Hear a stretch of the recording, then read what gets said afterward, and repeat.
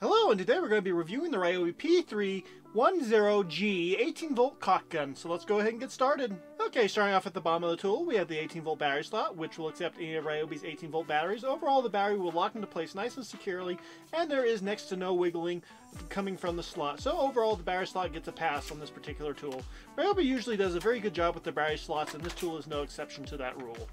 Okay, moving upward, we have the grip. Now, the grip on this particular tool gets the job done, and it's not horrible, but it definitely could be improved. The only rubberized texture is on the rear part of the grip, and there is zero rubberized texture on the trigger as well as on the lower part of the front grip. So overall, the rubberized texture situation is about 50-50. I really would have preferred to have seen some extra rubberized texture, but it does get the job done and it does work. I just think this is an area that could use some improvement on this particular tool. And next up we have the trigger lock. The trigger lock is located directly below the trigger, and it's a fairly simple design. You simply slide the switch into the upward position in order to lock the trigger, and then you slide it down in order to unlock the trigger so you can pull it. It's a physical switch and, well, it gets the job done. It's nothing flashy, it's nothing showy, it's just a simple device that does a simple job.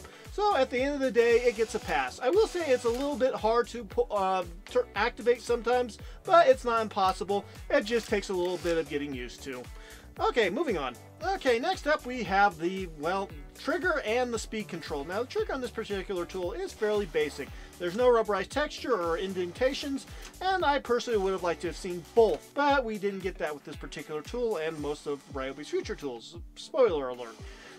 I will say, however, the trigger does have a useful function built into it for when you're done, well, caulking something. If you don't disengage or let go of the trigger completely, it will keep the gears on the inside of the tool locked, and so you won't have to worry about that plunger tube, or plunger rod I should say, well, going backwards too far and taking too long to re-engage. This can be helpful for when you're working with a higher viscosity substance or in a colder environment when you're caulking and you know you're not supposed to be. So quite frankly, depending on when you're working with this tool or what you're working with this tool with, viscosity wise, it can be a helpful thing to keep in mind that if you don't completely release the trigger, it will keep, well, your gears locked into place. When you do release the trigger, the gears will become free, and whatever pressure is built up in the tube will cause the plunger rod to, well, go backwards and make your tube loose in the holder. You won't have to worry about the tube falling out of the holder. It just is more of an annoyance thing that you'll have to wait until the plunger rod makes contact with the rear of the tube again because of how far it went backwards. So just keep that in mind when you're using this particular tool. Okay, above the trigger we have the speed control dial. The speed control dial is obviously how you control the speed. The highest position on the dial is going to be your slowest speed, and the lowest position is going to be your fastest speed. There are no hard stops in between the two different speeds, and wherever you leave the dial at is going to be your speed. You can adjust the speed while pulling the trigger, and the motor will adjust automatically, so just be aware if you need to make a quick adjustment while you're working on a project for a larger gap. You do have the ability of doing that by, well, adjusting the speed. It is a little bit tricky, so just practice a little bit and I'm sure you'll get the hang of it. Overall, the dial itself has plenty of resistance, but not so much resistance that it's hard to move the dial, and it's not going to adjust itself accidentally if it gets bumped or anything. I mean the tool, if the lever gets bumped, it's going to adjust itself, obviously. So as far as I'm concerned, it's perfectly adequate for getting the job done, and I don't really have any complaints when it comes to the speed dial, so it gets a pass. Okay, next up we have the driving rod, the plunger rod, or whatever else you want to call it. Overall, this particular tool's plunger is a fairly standard design, which is made out of metal and has slots for the gearing, which will advance the rod or the plunger. The rear of the plunger has a plastic hook for when you need to extract the plunger, and you can do so whenever the trigger is not being pulled. When the plunger rod nears the end of the track, it will automatically stop, and then you will be able to manually pull the rod back and change out your tube of caulking material or glue or whatever else you are using this tool for at the time. Quite frankly, it's a fairly simple design, and I don't have any major complaints other than the fact that I would have liked to have seen a bottom hook on the rear, kind of like what I'm showing in the images right now on the screen. I think that would have been a far more useful design that would have been a lot easier to deal with when you need to change out a tube of caulk, but the included design is functional, so it still will get a pass. Okay, at the front of the rod we have the plastic head. The plastic head is secured via a metal screw and has some flexibility, which will allow it to tilt upward or downward or side to side, and it has some degree of rotation. So it has the flexibility of keeping even and making sure the contents of whatever is being pushed out stays where it needs to stay, as long as you've properly opened up the tube of whatever you're pushing out of the gun. So we'll cover that here in a second. And last but not least, we have the applicator frame. The applicator frame will be able to hold a 10-ounce tube of caulk, and it has an included built-on puncture tool for when you need to open up that tube of caulk because it's been sitting around too long.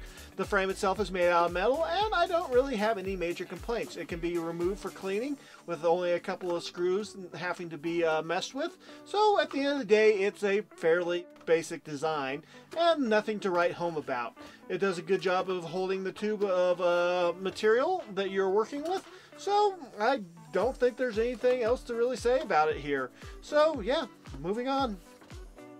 Without a battery, it weighs 1,601 grams, which is about 3.5 pounds. And with a 2 amp hour battery and a tube of caulk, it weighs 2,392 grams, which is about 5.2 pounds. So it's a little on the heavy side, but not bad. Okay, now let's talk about it in use. Overall, my experience with this particular tool has been sort of mixed.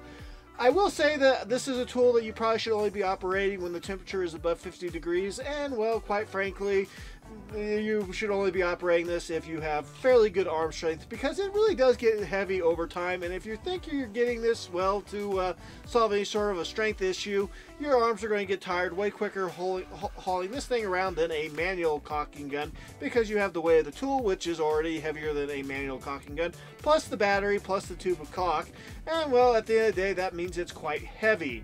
Overall, it's also hard to gauge on, well, the amount of caulk coming out of the end of it unless you're paying very close attention, and whenever you get one of those annoying air pockets, it's hard to correct.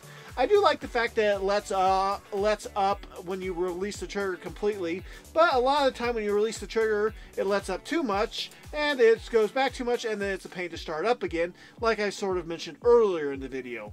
At the end of the day, I think this is a tool that maybe somebody who does lots of caulking will end up buying, but I don't think they're going to be buying a Ryobi branded one. I think they're going to be buying maybe a DeWalt, Milwaukee, Makita branded one, simply because, well, if you're a professional doing lots of caulking, you're going to go with a professional tool. And, well, quite frankly, this is a little bit on the bulky side. It's actually way wider than a 2x4 by probably about half an inch or so. So it's not really great for getting into tight spaces either, where a tool like this might be useful. So at the end of the day, it really is sort of a mixed bag. I'm not going to say it's horrible, but I'm not going to say it's great either. It's going to be up to you. But with that being said, let's go into the pros and cons. First up, we have 18 volt. 18 volt means it'll work with all your Ryobi 18 volt batteries, and you'll also be able to adapt batteries over from other brands like Makita, DeWalt, or Milwaukee via third-party adapter. So overall, I would consider this to be a pro. Speed control. Overall, the speed control gives you plenty of flexibility for selecting the speed you need, and quite frankly, it's super simple. So this is a pro in my opinion. Price. Now, the price of this particular tool retails for about $60, or at least it did. It's now been discontinued, and you really can't buy it online at Home Depot anymore, but if you check your local Home Depot, there's a good chance that you might still have it in stock, and the price will probably be around $30, since that's what most of the Home Depots around me have it listed at. Now, you can still get it over at Tool Direct as well, but it's going to cost you about $50 plus shipping, which is about $15, so you're looking at about $65 there. But you could wait for a sale, but just to be aware, this is still a good price when you compare it against other brands like Makita, DeWalt, or, well, Milwaukee. So yeah, moving on. Onboard puncture tool. Overall, the onboard puncture tool is very useful, especially when you're dealing with any sort of adhesive that has been laying around for a period of time. And just to be on the safe side, just use it every single time. Dripless. Now, this isn't 100% dripless, but it still will drip less than that caulking gun that you picked up at your local Walmart for $4. So yeah, moving on. Battery life. Overall, the battery life on this particular tool is, well, it's very good. I was able to use a single 2 amp hour battery for multiple projects, and I never ran out of power. So as far as I'm concerned, the battery life is exceptional on this particular tool. And the first meh is the grip. The grip just isn't all that, well, special. It's a little bit on the plain side, and I really would have preferred a little bit more effort here, but it's not a deal breaker, it's just kind of meh. And the first con is price. Yeah, we already covered this in the pro section, but when you compare this against a manual caulking gun, 10 times the cost of a manual caulking gun seems a little bit ridiculous, but I guess it's still way cheaper than those DeWalt, Makita, or Milwaukee ones. But in my opinion, it's still kind of a con. Bulky. Overall, this is kind of a bulky tool. It's a little bit on the heavy side, it's definitely bulky, and it just isn't as compact as it could be. So this is a con in my opinion. Dripless design, not adjustable. It would have been nice to be able to adjust how much it lets off the tube, because, well, quite frankly, there's a lot of times where when it lets off the tube, it just takes way too long for the tube to re-engage. So at the end of the day, this would have been a nice feature to incorporate onto the tool, and the fact it doesn't have it is a con in my opinion. Discontinued. This tool has been officially discontinued, so if you are looking to pick one up, do it sooner than later. And if you're watching this video at a later point in time, say a year from now, sorry, you're out of luck. And that's it for the pros and cons. Final thoughts on this particular tool. This is a tool that, unless you're doing tons and tons of caulking, I would probably give it a pass. I really think most people will be better off with a manual caulking gun. It'll save you time, there's less of a learning curve, and, well, quite frankly, it's just a whole heck of a lot cheaper. This has been officially discontinued, so you're probably going to have a hard time picking one up anyway. And the newer model actually looks a little bit better designed because they fixed some of the issues that I pointed out in this video now that I've actually gone and taken a look at it. So at the end of the day, unless you find this on clearance, I probably would give this a pass. Unless you really need a caulking gun that's electric because you've lost your strength in your hands, or you have a mammoth project and you don't want to spend $200 on one of the big boy versions, then this actually is somewhat appealing. And that is it for this particular video. I did this video sort of late at night and I'm tired, so I'm going to go to bed. Thanks for watching. If you liked, please like and subscribe, and we'll see you next time. God bless.